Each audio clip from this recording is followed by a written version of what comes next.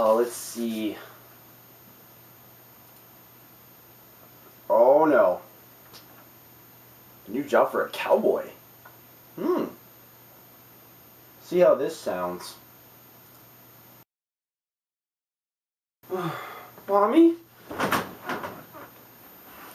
Hey guys, what's up? It's Duncan here, KH Fan.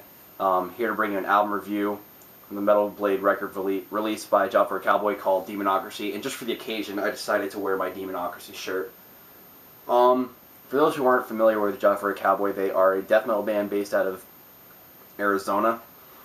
They formed around 2003, I think, and they released their first set of songs on the Doom EP, which was basically because they basically started off as a deathcore band, and I did somewhat enjoy the Doom EP, although there's like really two songs I really care for on that release, which is Entombment of the Machine and Knee Deep, but those can get. I mean, it's just it kind of gets boring after a while, but it's still somewhat enjoyable to me. And then with their next release, their first full-length album, Genesis, which it was a complete 180-degree turn for the band. They completely ditched the deathcore sound with just going straight up death metal, and I thought that was probably the best move they ever made. But then 2009, when they released Ruination, they stepped it up a whole lot. Like, the playing got so much better, more technical compared to what they previously released. Then last year they released the Gloom EP. That was definitely a big step up. I thought it was better than Ruination by far. And that also had a new lineup.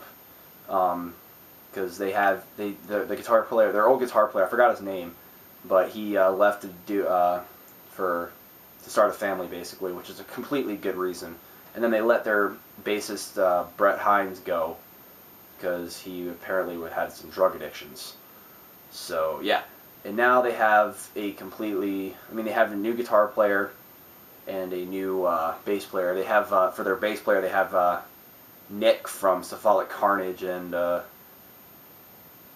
I don't know the new guitar player's name, but he's a fucking shredder. I think it's Tony? Yeah. I think that's his name. He's a fucking shredder of a guitar player. And then, as if they didn't get any better, I mean, the Demonocracy, man, that album just completely just shredded my face. Like, to shreds. Because it's just, for me, I'm going to quote some people on this, but, more notably Mr. Cannibal Spork, but I'm going to have to agree with them on this, but Job for a Cowboy gets better with age. They're just like fine wine. They keep getting better with age. It's crazy. What do I think about this album? Just straight up kick to the teeth the entire way through. I mean, we all heard Nourishment Through Bloodshed. That was a completely ballistic song. I mean, just to me on this album, everything was stepped up a whole lot. Like, guitar-wise, it's more technically played. It's ripping at your insides like there's no tomorrow. The bass is pretty damn audible. Nick does a really good job with his bass playing on this album. The drums, John the Charm Rice, man, he's one of the other drummers I'm very jealous of with his skill. I mean, watching the guy play is just enough, but like just hearing him on CD is ridiculous, and he pulls it off well live. His drums literally beats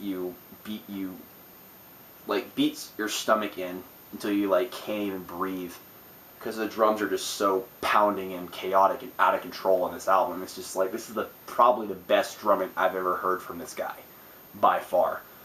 And Johnny Davey, the vocalist, his vocals on this album are just mind-blowing.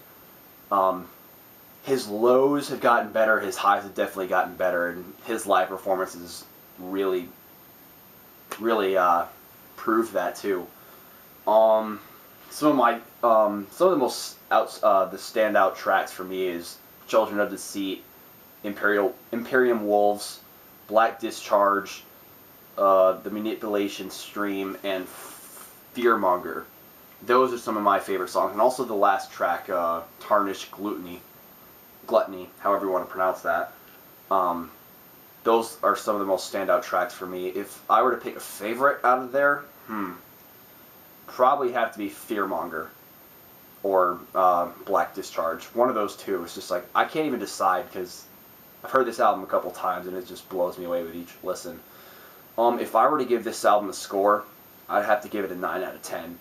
I mean, yeah, recently I've been giving a lot of bands like high scores with their albums, but that's just because they're really good albums. I mean,